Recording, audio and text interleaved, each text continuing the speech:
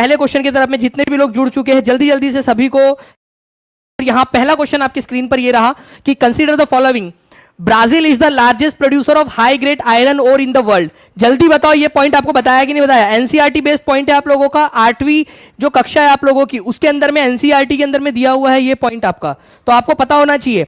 तो ब्राजील जो है वो हाई ग्रेड आयरन ओर का सबसे बड़ा प्रोड्यूसर है या नहीं, ये अपने आप में एक क्वेश्चन बन सकता है, कौन है? और ये आपका आंसर जो है ब्राजील होगा इसके अंदर में, बिल्कुल सही है आपका। दूसरा, south Africa is the largest producer of copper. नहीं फ्रेंड्स, साउथ अमेरिका के अंदर में जो है आप लोगों का साउथ अमेरिका, ठीक है, अमेरिका होना चाहिए यहां पर में, साउथ अमेरिका जो है वहां पर में सबसे ज्यादा कॉपर का प्रोडक्शन होता है आपका चिली और पेरू के अंदर में, तो ये गलत है। ठीक है, Australia is the world's largest producer of diamond. Australia जो है दुनिया का हीरे का सबसे बड़ा उत्पादक है, गलत, ऑस्ट्रेलिया नहीं है, हीरे का सबसे बड़ा उत्पादक अफ्रीका है। ठीक है, तो ये भी गलत है। तो आप लोगों का आंसर क्या हो जाएगा यहां पर में? आंसर हो जाएगा यहां पर में ओनली वन, पहला वाला, केवल पहला वाला जो है वो सही है। तो ये इस तरीके से आपको करना होता था। अब मैं आपको पूरा एक्सप्लेनेशन देता हूं। देखिए फ्रेंड्स, ब्राजील जो है वो अच्छे क्वालिटी के आयरन का सबसे बड़ा उत्पादक है, हाई ग्रेड आयरन का सबसे बड़ा उत्पादक कौन है? ब्राजील है। ये एनसीईआरटी की 8वीं कक्षा की ज्योग्राफी की पुस्तक में दिया हुआ है। चिली और पेरू जो है फ्रेंड्स कॉपर का सबसे बड़ा उत्पादक है। ठीक है, दक्षिणी अमेरिका में है, तो दक्षिण अमेरिका में सबसे ज्यादा कॉपर का उत्पादन होता है, ये याद रखना है आपने। ब्राजील और बोलीविया जो है वो टिन का सबसे बड़ा उत्पादन करते हैं। तो दुनिया में सबसे ज्यादा टिन कहां होता है, कहां पर में प्रोड्यूस किया जाता है, कहां पर में उसको निकाला जाता है जमीन में से? ब्राजील और बोलीविया दोनों साउथ अमेरिका की कंट्रीज है। तो हाई ग्रेड आयरन, कॉपर और टिन, ठीक है, ये याद रखना है आप सभी लोगों ने फ्रेंड्स की साउथ अमेरिका में। अच्छा, कॉपर और टिन से क्या बनता है ये आप लोग मेरे को कमेंट करके बताइए जल्दी से। ठीक है, कॉपर और टिन से क्या बनता है? नाउ फ्रेंड्स, अफ्रीका जो है सबसे बड़ा डायमंड, गोल्ड और प्लेटिनम का सबसे बड़ा उत्पादन कौन सा है? डायमंड का सबसे बड़ा उत्पादक कौन है? ये जल्दी से आप लोग कमेंट करेंगे हर एक बच्चा। मैं देखो, जब मैं आपसे कह रहा हूं ना एक्टिविटी करनी है, तो एक्टिविटी क्यों करनी है? क्योंकि हर एक एक्सप्लेनेशन पे एक एक पॉइंट पर एक एक क्वेश्चन बन सकता है। कम से कम जो है फ्रेंड्स 15 से 20 क्वेश्चन का डेटा आप लोगों को एक क्वेश्चन के अंदर में दे रहा हूं मैं यहां पर मैं। तो यहां पर मैं आंसर करेंगे आप लोग कि हीरे का सबसे बड़ा उत्पादक कौन सा है, या सोने का सबसे बड़ा उत्पादक कौन सा वाला महाद्वीप है? अफ्रीका महाद्वीप। प्लेटिनम का डायरेक्ट क्वेश्चन पूछा जाएगा कि प्लेटिनम सबसे ज्यादा कहां पर में होता है आप लोगों का? ठीक है, रेयर अर्थ मेटल है आप लोगों का, ये बहुत ही कम पाया जाने वाला प्लेटिनम अफ्रीका के अंदर में होता है, ये याद रखेंगे आप सभी लोग। अच्छा, सबसे बड़ा बॉक्साइट का, ये क्वेश्चन टीआरई 2.0 में आया था, बीपीएससी टीआरई 2.0 में आया था। तो ऑस्ट्रेलिया, देखो यहां से क्वेश्चन आया था, वो इसी वजह से बोल रहा हूं, अच्छे से करिए यहां पर मैं आप लोग। ठीक है, तो लार्जेस्ट प्रोड्यूसर ऑफ बॉक्साइट दुनिया का सबसे बड़ा कौन सा है? ऑस्ट्रेलिया है, सभी लोग लिखेंगे यहां पर में। ठीक है, इसके अलावा जो है फ्रेंड्स आपको बता दूं कि लार्जेस्ट डिपॉजिट जो है ऑस्ट्रेलिया में, सबसे ज्यादा गोल्ड कहां पाया जाता है? तो ये पाया जाता है वेस्टर्न ऑस्ट्रेलिया में। और आपका वेस्टर्न ऑस्ट्रेलिया में सबसे पुराने वाले रॉक्स भी पाए जाते हैं। ऑस्ट्रेलिया में सबसे ज्यादा गोल्ड कहां पाया जाता है? तो पश्चिमी ऑस्ट्रेलिया में पाया जाता है। और पश्चिमी ऑस्ट्रेलिया में दुनिया की सबसे पुरानी वाली रॉक्स भी मिलती है, सबसे पुरानी वाली चट्टानें आप लोगों की। ठीक है, नाउ अब देखिए फ्रेंड्स, यहां पर मैं आपको बताना है, ये 3 एक्टिविटीज आपको दी गई है। आपको बताना है कि इनमें से जो है आप लोगों की प्राइमरी एक्टिविटीज कौन सी है। प्राइमरी एक्टिविटीज का मतलब होता है प्राथमिक गतिविधियां। प्राथमिक मतलब जो सबसे पहले होती है, जो नेचर से आप लोग करते हो।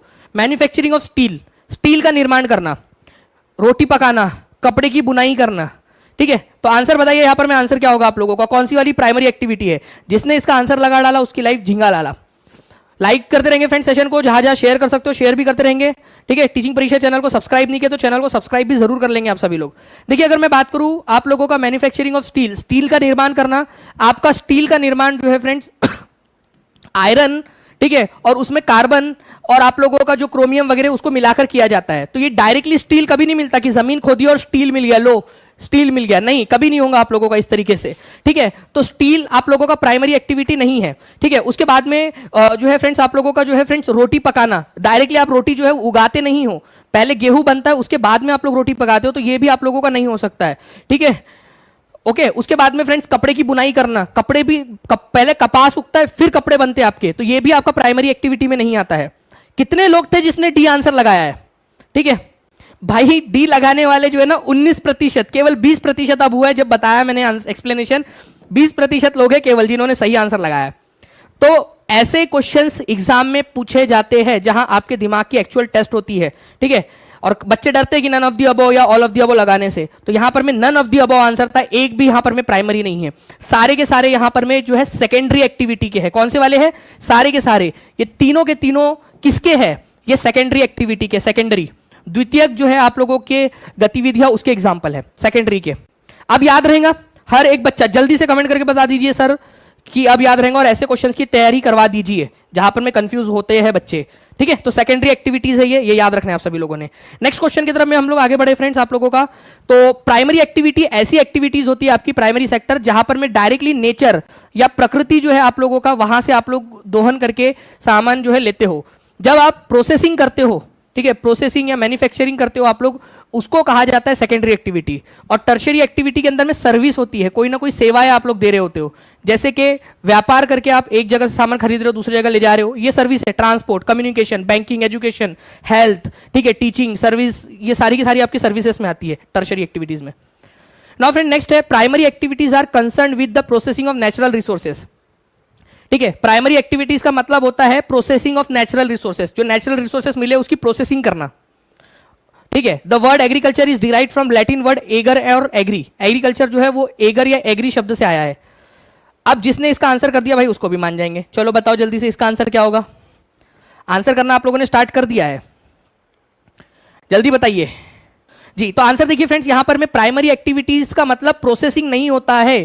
प्रोसेसिंग अगर आप कर रहे हो तो वो सेकेंडरी एक्टिविटी हो जाती है। सेकेंडरी नेचुरल रिसोर्सेस आपने निकाल लिया, ठीक है, और उसकी आप प्रोसेसिंग कर रहे हो तो वो सेकेंडरी एक्टिविटी हो जाएंगी, ना कि प्राइमरी रहेंगी वो। तो प्रोसेसिंग अभी मैंने आपको बताया कि जहां प्रोसेसिंग होती है प्राइमरी एक्टिविटीज की प्रोसेसिंग आप करते हो। आपने जो है एग्रीकल्चर में गेहूं उगाया, ठीक, गेहूं से आप लोगों ने आटा बना लिया, तो वो आटा बना दिया प्रोसेसिंग की, तो वो सेकेंडरी एक्टिविटी में हो गया आटा बनाना आप लोगों का। आपने यहां से गन्ना उगाया तो वो प्राइमरी एक्टिविटी। आपने गन्ने को शुगर में कन्वर्ट कर दिया प्रोसेस करके, तो वो सेकेंडरी एक्टिविटी हो गया आपका। ठीक है, तो आप लोगों को ये याद रखना है कि जब भी देखो गलत होना, यहां पर मैं कौन थे, यहां पर मैं सुलेखा रानी जी, उदास होने की जरूरत नहीं है।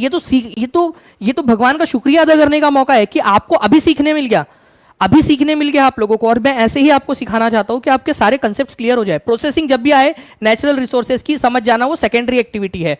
तो पहला वाला गलत है, याद रहेगा। आप इस क्वेश्चन को रिवीजन भी करवाऊंगा आप लोगों को, ठीक है। और एग्रीकल्चर जो है फ्रेंड्स वो एगर या एग्री नाम का जो है आप लोगों का शब्द उससे लिया गया है, तो ये बिल्कुल सही है आपका। ठीक है, तो एग्रीकल्चर जो है ये प्राइमरी एक्टिविटी है, लेकिन जब आप प्रोसेसिंग करते हो तो वो सेकेंडरी एक्टिविटी हो जाती है आप लोगों की। और एग्रीकल्चर जो शब्द है आपका वो एगर या एग्री नाम का जो शब्द है आपका, ठीक है, लैटिन शब्द उससे लिया गया है। तो लैटिन भाषा का शब्द एगर या एग्री, उससे एग्रीकल्चर बना है। ठीक है, एगर या एग्री का मतलब क्या होता है, क्या होता है जल्दी से बताओ। एगर या एग्री का अर्थ क्या होता है लैटिन भाषा के अंदर में? मृदा होता है। मृदा मतलब मिट्टी, ठीक है, तो मृदा, ठीक है, एग्रीकल्चर का आप लोगों का एग्जांपल है, ये याद रखेंगे आप सभी लोग। जितने भी लोग देख रहे हैं फ्रेंड्स, अगर आप चाहते हो कि ऐसे ही सेशंस आप लोगों के लिए और भी लेता रहूं और भी इस तरीके से क्वेश्चंस करवा दूं आपको, तो जल्दी से सेशन को लाइक एंड शेयर जरूर कर देंगे आप सभी लोग, ठीक है। नाउ देखिए फ्रेंड्स, 20 दिसंबर 2021 को एनसीईआरटी बेस्ड एक क्वेश्चन आप लोगों का रोजा पार्क द्वारा, रोजा पार्क एक महिला थी, बस में उसको अपनी सीट देने से, उसने सीट देने से मना कर दिया, वो सीट पर बैठी थी। ठीक है, एक व्यक्ति आया, बोला कि भाई आप जो है अश्वेत हो, ब्लैक महिला हो, आप ये व्हाइट लोगों के लिए रिजर्व्ड है, आप दूसरी जगह पे जाके बैठो। उसने मना कर दिया। तो संयुक्त राज्य अमेरिका में ये पूरी जो घटना घटी थी, उसके बाद में कौन सा आंदोलन शुरू हुआ था? तो कौन सा आंदोलन शुरू हुआ था?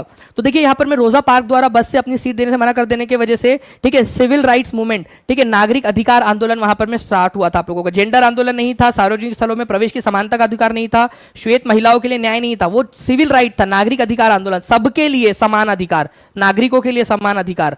तो रोजा पार्क्स जो थी फ्रेंड्स, ठीक है, एक अफ्रीकन अमेरिकन महिला थी, उनको सीट से हटा दिया गया। ठीक है, 1 दिसंबर 1955 की वो घटना थी, जिसके बाद में व्यापक तौर पर पूरे अमेरिका में आंदोलन फैल गया और इसके वजह से सिविल राइट्स मूवमेंट चालू हुए कि भाई नागरिकों के कुछ अधिकार है, आप उसको श्वेत अश्वेत में नहीं बांट सकते। ठीक है, चलो, तो ये आपको याद रखना है friends, civil rights movement start हुआ था। फिर से एक बार दिखा रहा हूं, इस क्वेश्चन को पढ़ो और आंसर को अपने मन में दोहराओ। ये कभी भी आ सकता है आप लोगों का क्वेश्चन, बीपीएससी में भी आ सकता है, सुपर टेट में आ सकता है, सी टेट में तो आ ही चुका है, आप देख सकते हो, आगे में रिपीट हो सकता है। ठीक है, यूपी टेट के अंदर में आ सकता है, आपका DSSB में आ सकता है। ठीक है, बीएड वाले फील कर सकते हैं कि सर लास्ट ईयर, देखिए बीएड वाले, अगर आपका एमडी अनवर जी अगर आपका क्लियर हो जाता है, मान लीजिए तब तक, ठीक है, आपके बीपीएससी के अगस्त तक क्लियर हो जाता है आपका पेपर, आप पास हो जाते हो तो आप हो जाएगा। अपीयरिंग नहीं होते, वो आपका आपको क्लियर करना है, मतलब आपका मार्च में या अप्रैल में, मई में आपका खत्म हो जाना चाहिए।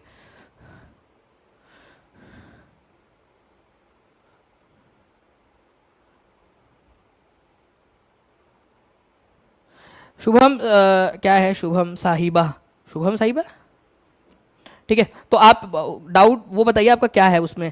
नाउ आगे बढ़ते हैं हम लोग फ्रेंड्स, यहाँ पर में आप लोग बताइए, महावीर और बुद्ध दोनों ने आध्यात्मिक ज्ञान प्राप्त करने के लिए घरों को त्यागने पर बल दिया। उन्होंने कहा कि भाई जब आपको आध्यात्मिक ज्ञान प्राप्त करना है तो आपको घर का त्याग करना पड़ेगा। ठीक है, दोनों ने कहा, महावीर और बुद्ध दोनों ने कहा। उनका मानना था कि संघ में रहने के लिए अपने घरों का त्याग करने वाले ही सच्चा ज्ञान कर सकते हैं, ज्ञान प्राप्त कर सकते हैं। They feel that only those who left their homes to stay at Sangh could gain true knowledge. अब देखिए फ्रेंड्स, बुद्ध और महावीर दोनों ने ही कहा कि भाई अगर आपको सच्चा ज्ञान चाहिए, ठीक है, तो आपको अपना घर जो है वो त्यागना पड़ेगा। ये बात बिल्कुल सही है, दोनों ने कही थी ये बात। उस समय में ऑनलाइन एजुकेशन नहीं था, उस समय मेरी क्लासेस यूट्यूब पर नहीं आ रही थी, मेरा जन्म होने का था उस समय में। तो महावीर और बुद्ध ने कहा कि भाई आप लोगों को क्या करना है, आप लोगों को घर त्याग करना पड़ेगा, संघ में जाके रहना पड़ेगा, तभी जाकर आप लोगों को जो है सच्चा ज्ञान प्राप्त हो सकता है। ठीक है, तो उस समय के हिसाब से वो बात सही थी, घर का त्याग करना पड़ेगा। उनका मानना था कि आप जब घर का त्याग करते हो तभी आप जो है सच्चा ज्ञान प्राप्त कर सकते हो, संघ में रहकर, साथ में रहकर, क्योंकि बहुत सारी चीजें पता चलेंगी। उस समय कॉल वगैरह था नहीं, ठीक है, उस समय बहुत सारी इंटरनेट नहीं था जहां से आप जानकारी आप प्राप्त कर सके। ठीक है, तो यहां पर मैं आप लोगों का जो गौतम बुद्ध है, महावीर है, दोनों का यह मानना था कि जो घर का त्याग करता है वही ज्ञान प्राप्त कर सकता है। इसी वजह से उन्होंने ज्ञान घर का त्याग करने की बात यहां पर मैं कही थी उस समय में। तो ए और आर दोनों सही है। तो घर का त्याग करने की बात उन्होंने क्यों कही? बस ऐसे ही, भाई हमने छोड़ा है तुम भी छोड़ दो, इसलिए नहीं। उनका मानना था कि घर का त्याग करके ही सच्चा ज्ञान प्राप्त किया जा सकता है। तो ए का सही कारण आर में दिया गया है। Both A and R are correct and R is the correct explanation of A. कि उन्होंने घर का त्याग करने की बात क्यों कही? उन्होंने घर का त्याग करने की बात इसलिए कही क्योंकि उनका मानना था कि सच्चा ज्ञान तभी प्राप्त किया जा सकता है जब घर का त्याग कर दो। तो त्याग करने के लिए क्यों कहा, रीजन क्या था? रीजन ये था सच्चा ज्ञान प्राप्त करने के लिए। ठीक है, तो आंसर जो है यहां पर में आप लोगों का आंसर हो जाएगा आपका ऑप्शन नंबर ए। ठीक है, ये याद रखना है आप सभी लोगों ने। तो जी एक बार देखिए, मेरी तरफ से इंटरनेट का तो ऐसा कोई इशू नहीं है। जी हाँ, बीपीएससी के लिए सीटेट क्वालिफाइड होना जरूरी है जी। नाउ आगे बढ़ते हैं हम लोग फ्रेंड्स। पृथ्वी के आंतरिक भाग की संरचना के संदर्भ में निम्नलिखित कथनों पर विचार करें। कोर, मेंटल और क्रस्ट पृथ्वी के आंतरिक भाग की तीन प्रमुख संकेंद्रित परतें हैं। मतलब कि तीन है, कोर है, मेंटल है और क्रस्ट है। मतलब कि पृथ्वी तीन लेयर से बनी है। ठीक है, सबसे अंदर में कोर है, फिर ये कोर है, ये मेंटल है और सबसे ऊपर में क्रस्ट है। ठीक है, परपटी जिसको बोलते हो आप लोग हिंदी में। तो ये तीन लेयर है पृथ्वी की जिससे पृथ्वी बनी है। Crust is the inner most layer of and has the highest density. Core जो है आपकी सबसे ज्यादा, आप लोगों का कहा गया है यहां पर में कि कोर सबसे अंदरूनी परत है और सबसे हाईएस्ट डेंसिटी है इसकी। It is made up of mainly of nickel and iron. ये निकेल और आयरन से मिलकर बनी है। तो फ्रेंड्स यहां पर मैं आप लोगों को बता दूं कि दोनों के दोनों पॉइंट जो है वो आप लोगों के बिल्कुल सही है कि कोर, मेंटल और क्रस्ट ये पृथ्वी के आंतरिक भागों की मुख्य जो है परतें हैं। अंदर में, पृथ्वी के अंदर में आप लोगों को ये तीन परतें देखने के लिए मिलेंगी। और क्रस्ट जो है आप लोगों की जो क्रस्ट है, ठीक है, आपकी ये क्या सबसे निचली परत है? क्रस्ट नहीं, क्रस्ट सबसे इनर मोस्ट परत नहीं है, कोर सबसे इनर मोस्ट परत है आप लोगों की। तो यहां पर मैं क्रस्ट बोलकर इसको गलत कर दिया गया है। यहां कोर होना चाहिए था आप लोगों का, कोर। ठीक है, तो क्रस्ट बोल के आप लोगों का गलत कर दिया। ये सेकंड वाला आप लोगों का गलत है, पहला वाला सही है। तो ओनली वन इज ट्रू। ठीक है, A is the correct answer, only one is true. देखो फ्रेंड्स, यहां पर मैं आप लोगों का क्रस्ट जो है सबसे अंदर की नहीं, सबसे ऊपरी परत है। जैसे कि मैंने आपको यहां बताया कि क्रस्ट, परपटी आप लोगों की सबसे ऊपर की परत है। तो इनर मोस्ट परत नहीं है ना वो, अंदरूनी परत कौन सी है सबसे? ये कोर है, सबसे अंदर वाली परत आपकी कोर है। ठीक है, सबसे अंदर वाली परत। तो क्रस्ट सबसे बाहरी परत है, बाहरी, और सबसे अंदरूनी, अंदरूनी। ठीक है, अंदरूनी परत जो है आप लोगों की यहां पर में क्रस्ट, क्रोड है आप लोगों की। ओके, चलिए, तो ये थोड़ा सा आप लोगों ने ध्यान रखना था। क्रस्ट नहीं, कोर सबसे अंदरूनी परत है। तो ए इज द करेक्ट आंसर आप लोगों का। कौन से तीन इससे बनी हुई है पृथ्वी हमारी? क्रस्ट सबसे बाहर वाली, बीच में मेंटल है और अंदर में कोर है जिसको क्रोड भी बोलते हैं। कोर को भी दो भागों में बांटा जा सकता है, इनर कोर और आउटर कोर। ये इनर कोर और आउटर कोर आप लोगों का निकेल और फेरस से बना हुआ है, निकेल और आयरन से, निकेल और आयरन से। ठीक है, नाउ इस क्वेश्चन का आंसर कीजिए आप लोग। कौन सी वाली नॉन रिन्यूएबल रिसोर्सेस है जिसको रिन्यू नहीं किया जा सकता है? नॉन रिन्यूएबल रिसोर्स है आप लोगों का। नॉन रिन्यूएबल का मतलब होता है फ्रेंड्स आप लोगों का कि जिसको वापस अगर आपने खत्म कर दिया तो ये इसको बनने में लाखों करोड़ों साल का समय लग जाएगा। कोयला, पेट्रोलियम, पानी, प्राकृतिक गैस। ठीक है, तो देखिए फ्रेंड्स, कोयला अगर आपने खत्म कर दिया तो इसको लाखों करोड़ों साल लग जाएंगे वापस से बनने में। ठीक है, पेट्रोलियम जो है अगर आपने खत्म कर दिया तो इसको लाखों करोड़ों साल लग जाएंगे बनने में। पानी जो है वो, चाहे आपका पीने लायक पानी जो है वो खत्म हो जाए, लेकिन पीने लायक पानी जो है आप लोगों का वापस से रिन्यू किया जा सकता है। पानी जो है रिन्यूएबल रिसोर्स है, ये याद रखना है आप लोगों ने। ठीक है, पीने लायक पानी जो है कम है, लेकिन पानी अबेंडेंट है, पानी आप खत्म नहीं कर सकते पृथ्वी का। चाहे वो पीने लायक पानी खत्म हो जाएगा आप लोगों का, लेकिन पूरा पानी ही खत्म हो गया ऐसा थोड़ी होने वाला है। इसके अलावा प्राकृतिक गैस जो है फ्रेंड्स ये खत्म हो सकती है आप लोगों की। तो कोयला, पेट्रोलियम और प्राकृतिक गैस ये याद रखना है आप सभी लोगों ने कि ये आपकी नॉन रिन्यूएबल है। तो आपका आंसर जो है आपका हो जाएगा 1, 2 and 4, 1, 2 and 4, B is the correct answer. ठीक है, B is the correct answer.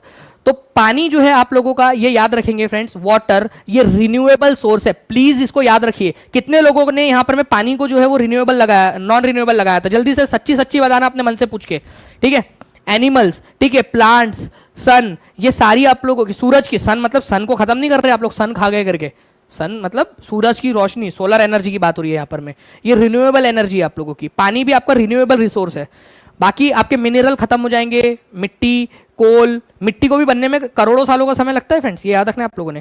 Coal, natural gas, ये सब आप लोगों के क्या है, नॉन रिन्यूएबल रिसोर्सेज है। अगर खत्म हो गए तो फिर बहुत लंबा समय लगेगा। पानी रिन्यूएबल है, हर कोई बच्चा लिख देगा जल्दी से। वाटर क्या है, रिन्यूएबल है या नॉन रिन्यूएबल है, नवीनीकृत है या नॉन जो है गैर नवीनीकृत है? ठीक है, जल्दी से सभी लिख देंगे, रिन्यूएबल है या नॉन रिन्यूएबल है। चलिए आगे बढ़ते हैं हम लोग फ्रेंड्स। यहां पर में किस कारण तारे पृथ्वी पूर्व से पश्चिम की ओर जाते हुए दिखते हैं हमको? तारे जो है ये दिख रहे हैं आप लोगों को तारे, ठीक है।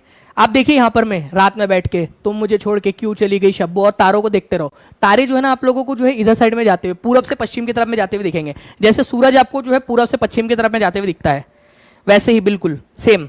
क्यों? क्योंकि हमारी पृथ्वी जो है वो पश्चिम से पूरब की तरफ में घूम रही है, तो बाकी चीजें हमें इधर साइड जाते हुए दिखती है। जैसे फॉर एग्जांपल अगर आप ट्रेन में आगे की तरफ में जा रहे हो तो आपको ऐसा लगेगा कि आप वही हो, सारी चीजें पीछे की तरफ में जा रही है। कितने लोगों ने ऑब्जर्व किया ये ट्रेन में या बस में, आप लोगों ने ऑब्जर्व किया होगा, है ना? तो बिल्कुल वैसे ही पूरब से पश्चिम की तरफ में चीजें आपको जाते हुए इसलिए दिखाई देती है क्योंकि हमारी जो पृथ्वी है, ठीक है, वो क्या कर रही है, पश्चिम से पूरब की ओर घूम रही है, पश्चिम से पूरब की ओर घूम रही है कंटिन्यूअसली, इसी वजह से। ठीक है, अर्थ जो है वेस्ट से ईस्ट की तरफ में घूम रही है। ये बहुत इंपॉर्टेंट पॉइंट है, और ये इसमें एनालॉजी आप ये लगाइए कि अगर आप ट्रेन में आगे की तरफ में जा रहे हो या बस में जा रहे हो या गाड़ी में जा रहे हो, बाकी चीजें आपको पीछे की तरफ में जाती हुई दिखती है, जबकि आप आगे जा रहे होते हो, इसी वजह से। तो अर्थ हमारी कौन सी दिशा से कौन सी दिशा में घूम रही है, ये क्वेश्चन आया था एग्जाम में।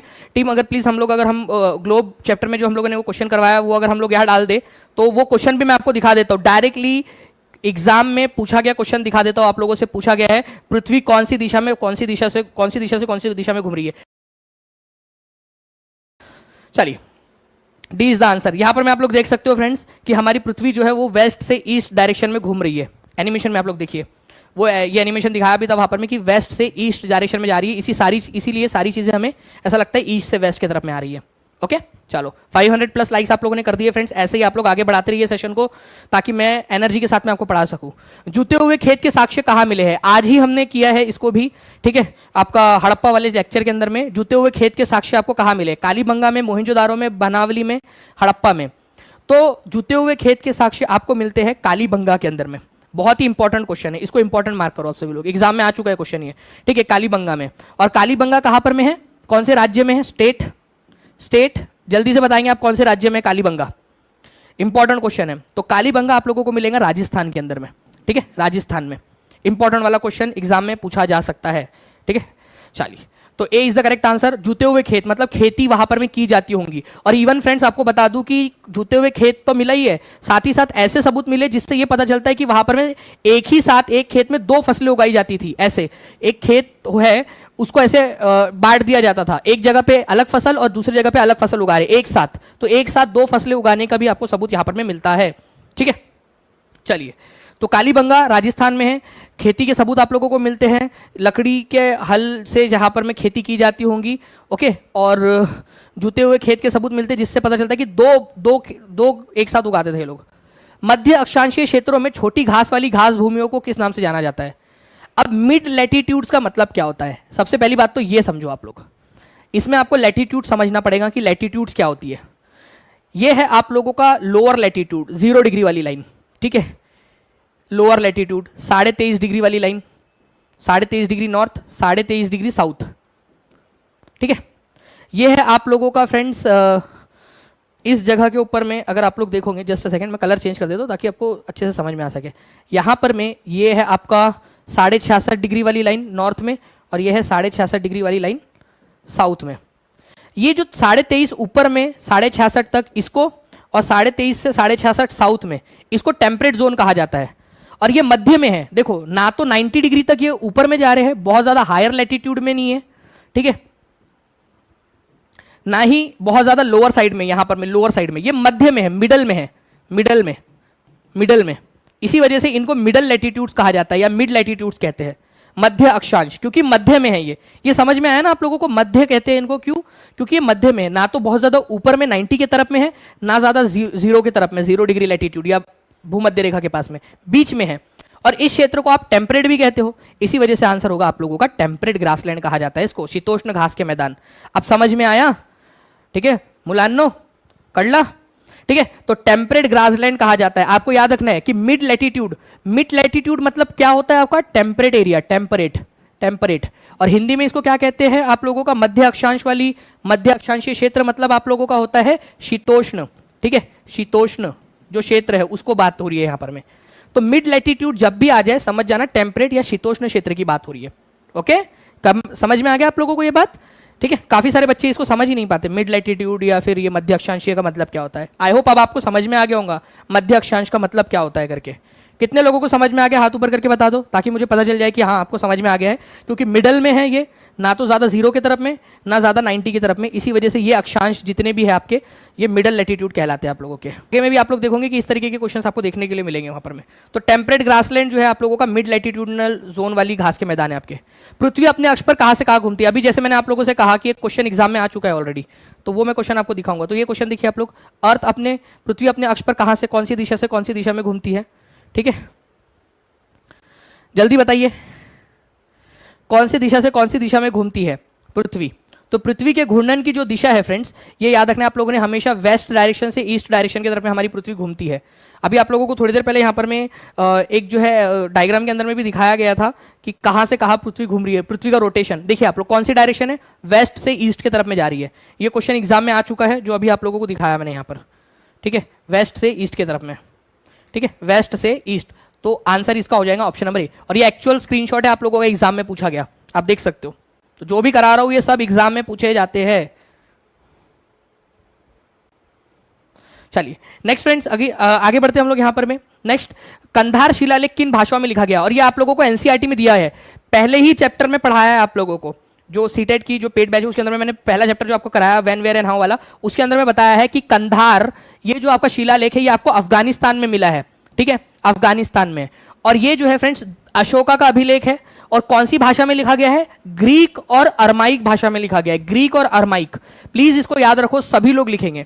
मेरे को एक एक बच्चा यहां पर में एक एक बच्चे का कमेंट चाहिए मेरे को नीचे में, लाइव देख रहा ऑफलाइन देख रहा, हर एक बच्चे का कमेंट चाहिए। मेरे को पता है ये कितना ज्यादा इंपॉर्टेंट क्वेश्चन है फ्रेंड्स। ये क्वेश्चन जो है ना पीसीएस लेवल तक के एग्जाम के अंदर में पूछा जाता है, इसको बहुत सीरियसली लेना है हर बच्चे ने। कंधार शिलालेख अफगानिस्तान में, ये लिखो पहले। इसमें कौन सी 2 भाषाओं में लिखा गया है? ग्रीक और अरमाइक। अरमाइक भाषा आज नहीं बोली जाती, लेकिन मैं आपको एक बताऊं कि जो जीसस क्राइस्ट थे, ईसा मसीह, ऐसा माना जाता है कि वो इसी भाषा के अंदर में अपने प्रवचन देते थे। आज इस भाषा का ज्यादा प्रयोग नहीं होता है, अरमाइक भाषा का, ठीक है। ग्रीक का तो होता ही है लेकिन अरमाइक का नहीं होता। तो उस समय होता था, आज से करीब 2000 साल पहले, 2200 साल पहले, तो बहुत ज्यादा होता था ये। तो ग्रीक और अरमाइक भाषा के अंदर में कंधार अभिलेख लिखे हुए अफगानिस्तान में, अशोका का अभिलेख है ये, ठीक है, अशोका का अभिलेख है। हर एक बच्चा लिख देगा जल्दी जल्दी से कमेंट में, क्योंकि ये बहुत इंपॉर्टेंट वाला पॉइंट है। मैंने कई सारे पीसीएस एग्जाम में इसके ऊपर में, कंधार अभिलेख के ऊपर में जो है आप लोगों का क्वेश्चन बनते हुए देखे हैं मैंने, ग्रीक और अरमाइक, ठीक है। चलिए, तो C is the correct answer. तो आपको बता दूं फ्रेंड्स कि कंधार अभिलेख, ठीक है, ये कंधार रॉक इंस्क्रिप्शन, अशोका का इंस्क्रिप्शन है आप लोगों का, अफगानिस्तान के अंदर में है, ठीक है। अब देखिए हड़प्पा वासियों ने बनाए, क्या क्या बनाए हड़प्पा वासियों ने? ये सीटेट जनवरी 2021 में पेपर 2 में क्वेश्चन पूछा गया, एनसीईआरटी बेस्ड क्वेश्चन है। जल्दी जल्दी बताइए आप सभी लोग।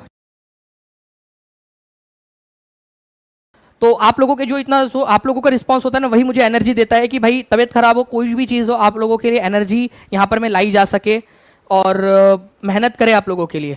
तो देखिए यहां पर मैं क्या बोला है आप लोगों को कि जो हड़प्पा है आप लोगों का, ठीक है, हड़प्पा वासियों ने, ठीक है, पत्थर की मुहरें बनाई थी, बिल्कुल सही बात है, पत्थर की इस तरीके से आयताकार जो है मुहरे वो बनाते थे, ठीक है। पीले रंग की डिजाइन किए गए पात्र, जो पॉट्स होते थे वो पीले रंग के पात्र होते थे। भाई पीले रंग के नहीं होते थे, ये याद रखना है आप लोगों ने। वो कौन से कलर के होते थे? ब्लैक कलर के होते थे। ब्लैक कलर की डिजाइन की जाती थी उस पर। कौन से कलर की? ब्लैक, ब्लैक, ये याद रखना है आप सभी लोगों ने। ब्लैक कलर से उस पर डिजाइन की जाती थी, ये बहुत ही इंपॉर्टेंट है, ठीक है। पीला नहीं, काले रंग से डिजाइन की जाती थी, काले रंग से, काले रंग से जो है डिजाइन की जाती थी उस पर। वो एक हमारे पास में पॉट की इमेज है, वो प्लीज एक बार दिखा दीजिए जल्दी से, ताकि बच्चों को भी हम लोग दिखा सके। काले रंग से बनाई जाती थी आप लोगों की, ठीक है। तो काले काले रंग से जो है फ्रेंड डिजाइन बनाई जाती थी, तो बी गलत है, ठीक है आप लोगों का यहाँ पर में। उसके अलावा अगर मैं आप लोगों से बात करूं, ठीक है, इस पर्टिकुलर क्वेश्चन के अंदर में, ठीक है, ये वाला बी गलत है आप लोगों का। आयरन की, क्या आयरन का इस्तेमाल, आयरन की कुछ भी हो, आयरन का इस्तेमाल किया ही नहीं जाता था आयरन के बारे में, लोहे के बारे में उनको पता ही नहीं था। तो लोहे का भी आप लोग गलत कर दो, क्योंकि लोहे के बारे में हड़प्पा वालों को पता नहीं था। लिखो, लोहे के बारे में पता नहीं था उनको, तो लोहे की कुछ नहीं बन सकती, तकली टुकली, ठीक है, कुछ नहीं बन सकती आप लोगों की। तो बी और सी दोनों गलत है। तो जहां जहां बी है काट दो, सी है काट दो, बी है काट दो, सी भी है यहां पर में काट दो, तो आंसर इसका हो जाएगा पत्थर की मुहरे और सोने के बर्तन। ये याद रखना है आप सभी लोगों ने, ये बहुत इंपॉर्टेंट है, एग्जाम में पूछते, प्लीज इसको याद रखेंगे आप सभी लोग, ठीक है। तो मैं यहाँ पर मैं आप लोगों को कोशिश करता हूँ फ्रेंड्स कि वो पॉट्स जो है अगर हम लोग यहाँ पर में दिखा सके बच्चों को, तो प्लीज एक बार वो पॉट जो है उसको लगा दिया जाए। हम लोगों ने आज जो किया था, तो पत्थर की मुहरे बनाते थे वो लोग, मुहरे मतलब वो ऐसे सील जो होती है ठप्पा लगाने वाली वो, और गोल्ड के सोने के बर्तन बनते थे। लोहा और लोहा तो पता ही नहीं था, पीले रंग के नहीं काले रंग के बर्तन, काले रंग की डिजाइन बनाते थे वो। ये यहाँ पर मैं आप देख सकते हो फ्रेंड्स। तो यहाँ आप लोग देखिए इस पर्टिकुलर चीज को, ये है पत्थर की सील, मुहर। मुहर मतलब क्या होता है, ये इस तरीके से जो छापने के लिए आप लोग बनाते हो, ठीक है। अरे भाई उठा ले हाथ, कब उठाएगा, बच्चे वहां पर में सो जाएंगे तब उठा लिया। देखो यहाँ पर में ये सील छप गई यहाँ पर में, ठीक है। और ये इस तरीके से जो है फ्रेंड्स काले रंग की जो है आप लोगों ने याद रखना है कि काले रंग से जो है वो क्या करते थे, जब घी टेढ़ी इंग्ली से ना निकले तो उंगली सीधी करनी पड़ती है आप लोगों का। यहाँ पर मैं देखिए फ्रेंड्स, इस तरीके से ये काले रंग की डिज़ाइन होती थी, उसके ऊपर में काले रंग की डिज़ाइन किया करते थे वो लोग अपने पॉट्स के ऊपर में, ठीक है। तो काले रंग की सुंदर सुंदर डिज़ाइन किया करते थे वो लोग, ये याद रखना है आप लोगों ने। नाउ आगे बढ़ते हैं हम लोग यहाँ पर में फियंस के बारे में बताइए। ये बहुत ही मज़ेदार क्वेश्चन है भाई, ये है क्वेश्चन बढ़िया वाला। कभी आप लोगों ने जो है यहाँ पर में, चलिए सर आपकी क्लास से मेरा बीपीएससी पीआरटी क्लियर हो गया है, चलो रुखसाना परवीन जी आपको बहुत सारी बधाइयाँ, और ऐसे ही जितने भी हज़ारों बच्चे जो टीचिंग परीक्षा के जिन लोगों का पेपर क्लियर है उन सभी लोगों को बहुत सारी बधाई, क्योंकि कंटिन्यूसली आप लोगों के फ़ोन मैसेज और जो है फ्रेंड्स अलग अलग माध्यम से आप लोग बता रहे हो कि आप लोगों का एग्जाम क्लियर हो गया, ये जानकर बहुत ज़्यादा खुशी होती है। बैच लेने के लिए प्रोसेस देखिए सोनम जी बहुत ही शीनम जी बहुत ही सिंपल है।